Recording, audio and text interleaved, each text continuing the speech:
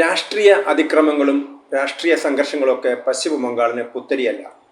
എന്നാൽ സ്ത്രീകൾക്ക് നേരെ നടക്കുന്ന അതിക്രമങ്ങളും പശ്ചിമ ബംഗാളിലാണ് കൂടുതൽ നടക്കുന്നത് എന്ന് വേണമെങ്കിൽ നമുക്ക് പറയാനും കഴിയും. ഏതാനും നാൾ മുമ്പ് നടന്ന ആർജിക്കർ മെഡിക്കൽ കോളേജിൽ, കൽക്കത്തയിലെ ആർജിക്കർ മെഡിക്കൽ കോളേജിലെ ഒരു ഡോക്ടറെ മാനഭംഗം ചെയ്ത് കൊലപ്പെടുത്തിയ സംഭവം രാജ്യം മുഴുവൻ വലിയ പ്രതിഷേധമുണ്ടാക്കിയിരുന്നു. ആ ഇരയുടെ അമ്മ പിന്നീട് BJP സ്ഥാനാർത്ഥിയായിട്ട് നിയമസഭയിൽ മത്സരിച്ച് വിജയിക്കുകയും ചെയ്തു. ഇതിനു മുമ്പും ഇതേപോലുള്ള അതിക്രമങ്ങൾ സ്ത്രീകൾക്ക് നേരെ പശ്ചിമ ബംഗാളിൽ നടന്നിട്ടുണ്ട്. അതിൽ ഏറ്റവും ഞെട്ടിപ്പിക്കുന്നത് 1990 നടന്ന ഒരു കൂട്ട ബലാത്സംഗമാണ്. ആ ബലാത്സംഗത്തിന് ഇരയായത് മെഡിക്കൽ ഡോക്ടർമാരായിരുന്നു എന്നുള്ളതാണ് ഏറ്റവും ഞെട്ടിപ്പിക്കുന്ന ഒരു കാര്യം. അന്ന് ജ്യോതി ബസു ആയിരുന്നു പശ്ചിമ ബംഗാളിലെ മുഖ്യമന്ത്രി. ബൻടാല എന്ന് പറയുന്ന ഒരു സ്ഥലം, അത് CPMൻ്റെ ശക്തി കേന്ദ്രമായിരുന്നു. ഈ സ്ഥലത്തേക്ക് വാക്സിനേഷന് പോയ 3 മെഡിക്കൽ ഡോക്ടർമാരാണ് അന്ന് മാനഭംഗം ചെയ്യപ്പെട്ടത്. അവരുടെ കൂടെ അവരുടെ കാറിൽ ഒരു ഡ്രൈവർ മാത്രമാണ് ഉണ്ടായിരുന്നത്. അങ്ങനെ വാക്സിനേഷന് ശേഷം അവർ തിരിച്ച് കൽക്കട്ടയിലേക്ക് വരികയായിരുന്നു. 1990 മെയ് 30 ഈ സംഭവം നടന്നത്. അവിടെ എന്താണ് സംഭവിച്ചത്? തിരിച്ചു വരുന്ന കൽക്കട്ടയിലേക്ക് വരികയായിരുന്ന ഇവരുടെ കാർ തടയുന്നു ജനക്കൂട്ടം. ആ ജനക്കൂട്ടം തടഞ്ഞിട്ട് അവർ ഡ്രൈവറെ മർദ്ദിക്കുകയാണ്. പിന്നീട് 3 സ്ത്രീകളെയും അവർ കാറിൽ നിന്ന് പുറത്തേക്ക് കൊണ്ടുപോകുന്നു. ആ 3 സ്ത്രീകളെയും അവർ പാടത്ത് വെച്ചിട്ട് മാനഭംഗം ചെയ്യുകയാണ് ചെയ്യുന്നത്. ഇതിൽ ഒരു സ്ത്രീ ആ സമയത്ത് തന്നെ കൊല്ലപ്പെട്ടു. മറ്റ് 2 സ്ത്രീകൾക്ക് ഗുരുതരമായ പരിക്കേറ്റു. ഇവരെ ആദ്യം ആശുപത്രിയിലേക്ക് കൊണ്ടുപോയി. ഡോക്ടർമാർ ആദ്യമൊക്കെ ധരിച്ചിരുന്നത് ഈ 3 പേരും മരിച്ചു എന്ന ധാരണയിലാണ് അവരെ ആശുപത്രിയിലേക്ക് കൊണ്ടുവന്നത്. അതേപോലെ തന്നെ ഡ്രൈവറെയും അന്ന് തന്നെ ഡ്രൈവറും കൊല ചെയ്യപ്പെട്ടിരുന്നു. എന്തായിരുന്നു ഇങ്ങനെയൊരു സംഭവത്തിൻ്റെ കാരണം? ഈ സംഭവത്തിന് കാരണമായിട്ട് പശ്ചിമ ബംഗാളിലെ ആരോഗ്യമന്ത്രി, കാരണം അദ്ദേഹമാണ് ഈ ഡോക്ടർമാരുടെയൊക്കെ വകുപ്പ് കൈകാര്യം ചെയ്യുന്നത്. ഇവരൊക്കെ തന്നെ യുനിസെഫും WHO ആയിട്ട് ബന്ധപ്പെട്ട ഡോക്ടർമാരായിരുന്നു. പശ്ചിമ ബംഗാളിലെ ആരോഗ്യമന്ത്രി പ്രശാന്ത് സൂർ പറഞ്ഞത് ഇവർ കുട്ടികളെ തട്ടിക്കൊണ്ടുപോകുന്ന ആളുകളാണെന്ന് ധരിച്ചിട്ട് നാട്ടുകാർ കൈകാര്യം ചെയ്തായിരുന്നു എന്നാണ്. അങ്ങനെ ഒരിക്കലും ആർക്കും വിശ്വസിക്കാൻ പറ്റാത്ത ഒരു ന്യായീകരണമായിരുന്നു അവിടുത്തെ മന്ത്രി നൽകിയിരുന്നത്. യഥാർത്ഥത്തിൽ എന്തായിരുന്നു സംഭവം?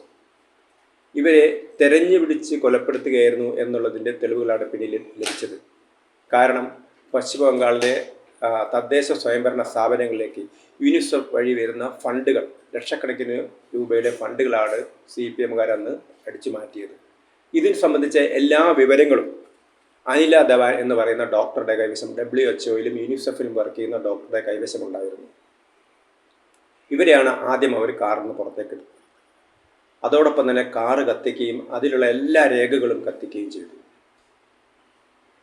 ഇവരെ 3 പേരെയും മാനഭംഗപ്പെടുത്തി.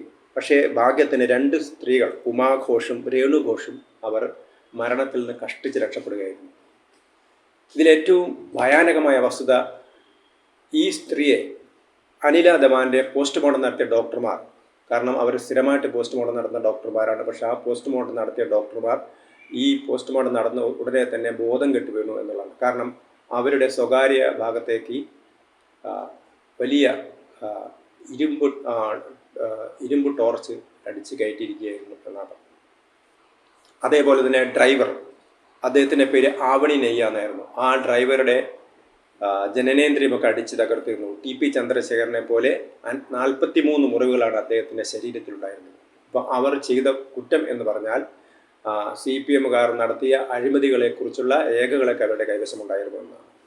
ഇത് പശ്ചിമ ബംഗാളിനെ സംബന്ധിച്ചിടത്തോളം അവരെയൊക്കെ ഞെട്ടിപ്പിക്കുന്ന, രാജ്യത്തെ മുഴുവൻ ഞെട്ടിപ്പിക്കുന്ന സംഭവമായിരുന്നു 1990 നടന്നത്. പക്ഷേ പശ്ചിമ ബംഗാൾ മുഖ്യമന്ത്രി ജ്യോതി ബസു പറഞ്ഞത് ഇതൊക്കെ ഒരു സാധാരണ കാര്യമാണ് എന്നാണ്. ഇതിനെ അവജ്ഞയോടുകൂടി തള്ളിക്കളയാണ്. കാരണം ഇത്രയധികം ജനരോഷം ഉണ്ടായിട്ടും അങ്ങനെയൊരു സംഭവത്തെ, കാരണം സർക്കാർ ജീവനക്കാരായ 3 ഡോക്ടർമാർ, അവർ ഒരു ജനക്കൂട്ടം അവരെ മാനഭംഗപ്പെടുത്തുന്നു.